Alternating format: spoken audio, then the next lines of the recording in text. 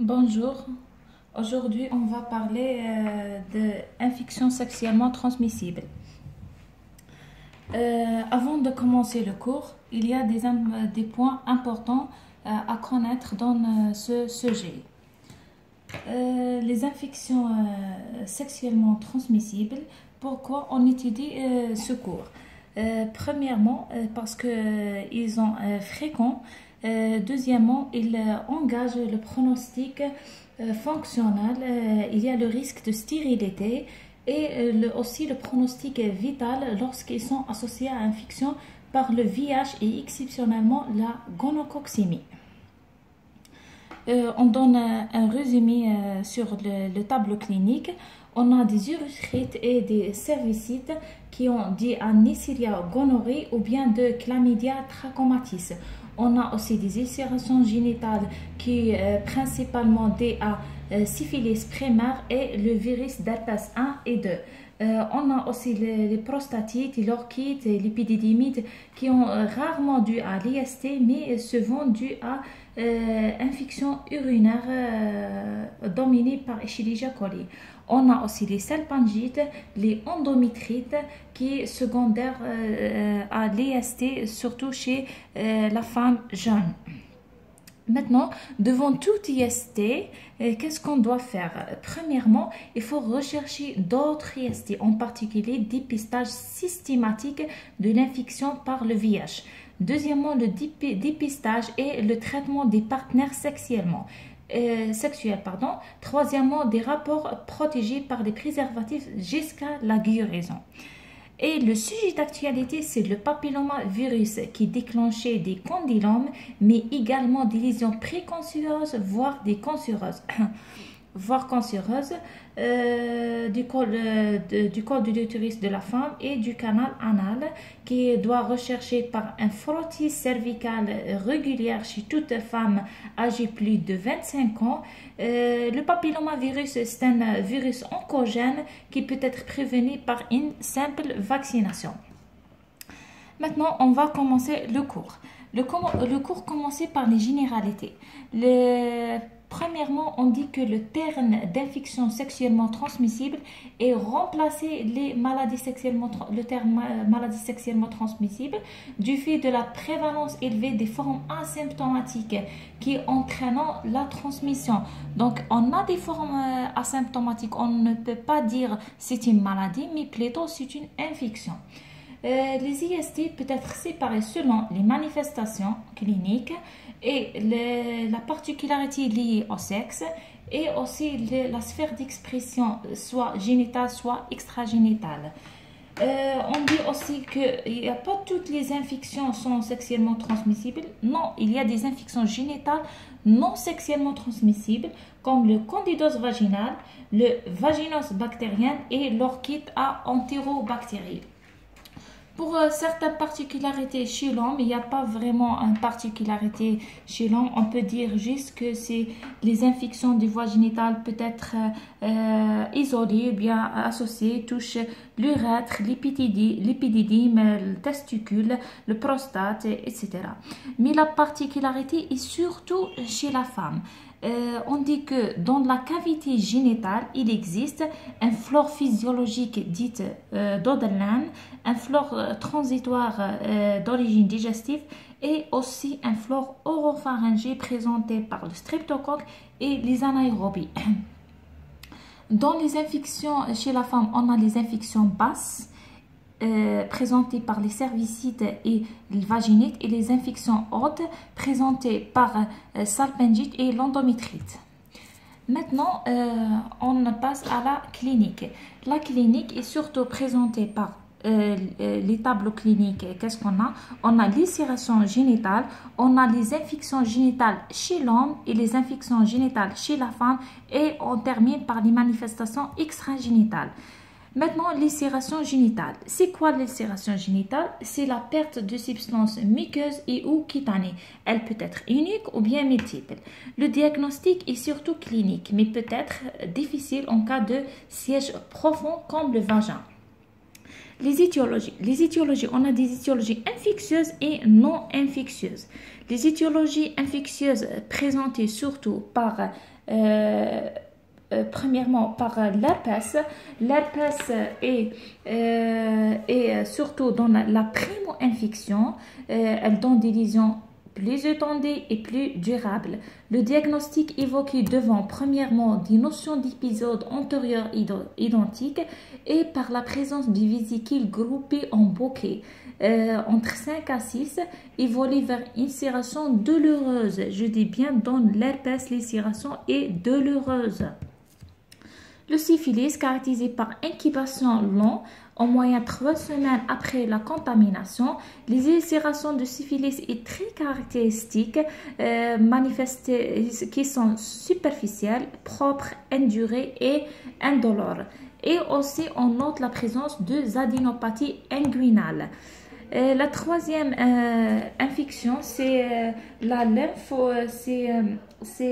lymphogranulomateuse vénérienne qui particulièrement donne, on trouve s'il y a une co-infection de VIH, le tableau est présenté par une rectite aiguë.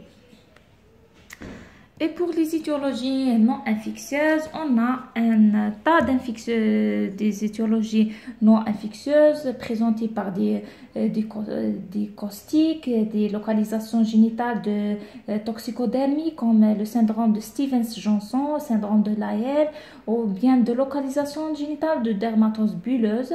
On a aussi surtout les aphthoses génitales évocatrices de maladies du B7, qui on trouve associées des aphthoses bicales, mais aussi peut-être un carcinome, tout simplement.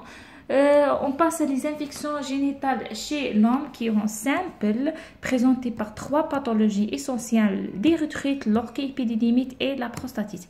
L'érythrite manifestée typiquement par écoulement myétique spontané en dehors des mictions, plus ou moins purulent, parfois des brûlures mictionnelles. La symptomatologie peut être parfois présentée par écoulement seulement matinal. Les signes, on n'a pas la fièvre dans les érythrites. On a une opposition classique entre l'érythrite à gonocoque et l'érythrite à bactéries typiques. Classiquement, l'érythrite à gonocoque donne un tableau d'érythrite aiguë avec une incubation courte, tandis que l'érythrite à chlamydia, trachomatis et mycoplasme génitalium produit une infection subaiguë avec incubation plus longue. Pour l'orchiépididymite, on note une fièvre progressive ou bien du bupretal. Les signes, on note aussi les signes locaux. Les signes locaux présentés par une douleur scrotale intense irradie le long du cordon, induration douleur, et le risque, c'est l'évolution vers l'absidation et une ischémie testiculaire avec un risque d'infertilité, surtout lorsque l'atteinte est bilatérale. Dans l'orchiépididymite, le diagnostic différentiel, c'est la torsion testiculaire, mais dans la torsion testiculaire, il n'y a pas de fièvre, on peut l'éliminer par une écho-Doppler. On a 2 tableaux dans l'orchiépididymite. Chez le sujet jeune, c'est surtout d'origine vénérienne et associé à une érythrite, et pour le sujet plus âgé, c'est d'origine urinaire due à la flore digestive, essentiellement aux entérobactéries, et liée parfois à la pathologie du bas de l'appareil présentée par rétrécissement urétral, adénome prostatique et prostatite chronique, ou bien les manœuvres instrumentales ou chirurgicales. Troisièmement, les prostatites, c'est comme les orchites, et souvent, rarement dû à l'IST, souvent des infections urinaires. Maintenant, on passe à les infections génitales chez la femme, qui est un peu plus compliquée. On a les manifestations présentées par des locories, douleurs pelviennes, et des manifestations extragénitales présentées surtout par 2 syndromes, le syndrome de Fitzhugh-Curtis, les périhépaties, ou bien l'arthrite réactionnelle, ou ce qu'on appelle le syndrome de Fitzgerald-Leiter. C'est quoi la locorie? La locorie, c'est une perte non sanguinante de l'appareil génital féminin. Elle peut être physiologique ou bien pathologique. Physiologique, elle provient de la disformation vaginale et de la glaire cervicale et son abondance est variable au cours du cycle menstruel. La locorie pathologique, c'est l'altération de la couleur, l'abondance, l'aspect et l'odeur de locorie physiologique habituelle. La locorie pathologique, c'est peut-être dû à l'infection non sexuellement transmissible comme le candidose, la vaginose bactérienne ou bien c'est une simple IST. Dans les infections génitales chez la femme, on a deux tableaux basses, des infections basses et hautes. Pour les infections basses, on a soit vaginite, soit cervicite. Les signes fonctionnels, c'est la prurite, c'est la locorie, c'est la brûlure. Et on n'a pas de fièvre. Donc, à l'examen de la spéculum qui un peu faire la différence des choses, donne si on trouve inflammation uniquement vaginale, il s'agit probablement de vaginose d'origine bactérienne ou bien fongique, mais pas vraiment un IST. Par contre, la cervicite, c'est l'inflammation siège au niveau cervical, le diagnostic d'IST doit être évoqué. Pour les infections génitales hautes chez la femme, touche essentiellement la femme jeune, mais ne touche pas tout le monde. Il y a vraiment des facteurs de risque. Les facteurs de risque, surtout la multiplication des partenaires sexuels, manœuvres endo-utétrines, niveau socio-économique faible, mais surtout la pose de stérilet qui est un facteur de risque important. Maintenant, la salpingite, on a les signes évocatrices sont fièvre, douleur pelvien, bilatérale, mitrorragie, locorie, aspect inflammatoire l'endoscope par l'examen de spéculum. L'endométrite, c'est fièvre très élevée avec douleur pelvien, surtout par la mobilisation de toucher vaginal, écoulement, etc.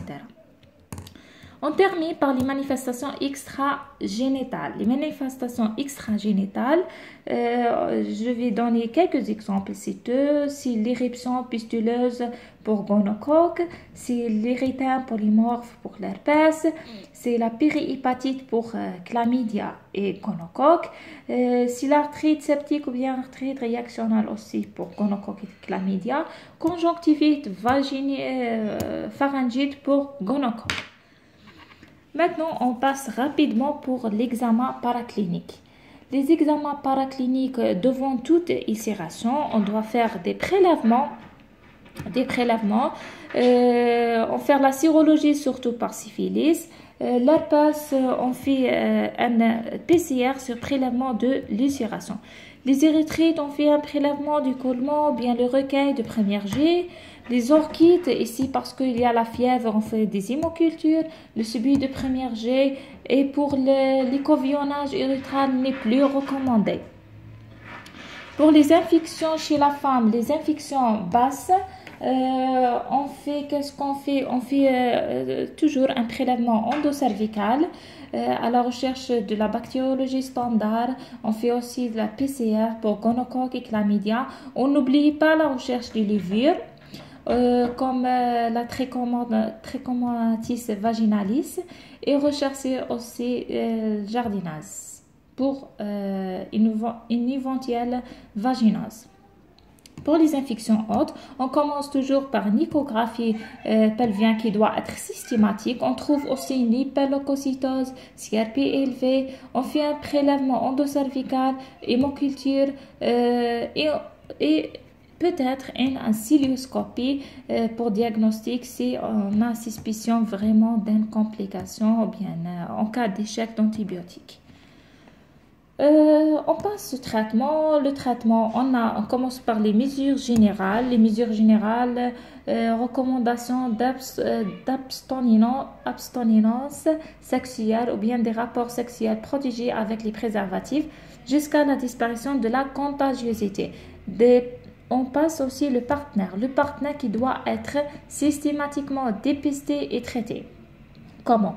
Par ces infections à gonocoque et chlamydia, d'emblée traiter le partenaire. Si la syphilis, on voit le rapport sexuel, c'est daté moins de 6 semaines, le traitement, c'est d'emblée. Et si plus de 6 semaines, le traitement en fonction de la sérologie. Et pour le contrôle de la guérison, on voit le patient après G7 du traitement et on discute le résultat biologique. On passe le traitement probabiliste et traitement documenté. Le traitement probabiliste, on doit traiter le gonocoque et le chlamydia par ciftriaxone en IM dose unique plus la doxy pendant 7 jours. Le traitement de deuxième intention, c'est l'agenda en IM ou bien la fluoroquinolone. Traitement documentation, c'est selon le germe. Gonocoque, ciftriaxone en IM dose unique. Chlamydia, Trachomatis doxy peros 7 jours et la Trichomonas vaginalis métronidazole peros en dose unique. On termine par la prévention. La prévention, on fait des conseils et d'éducation. On utilise la préservative masculine et féminine. La vaccination pour l'antipapillomavirus, l'hépatite B et aussi l'hépatite A. Pour le détail de traitement pour le syphilis et l'herpès, on va le détailler dans les prochaines vidéos.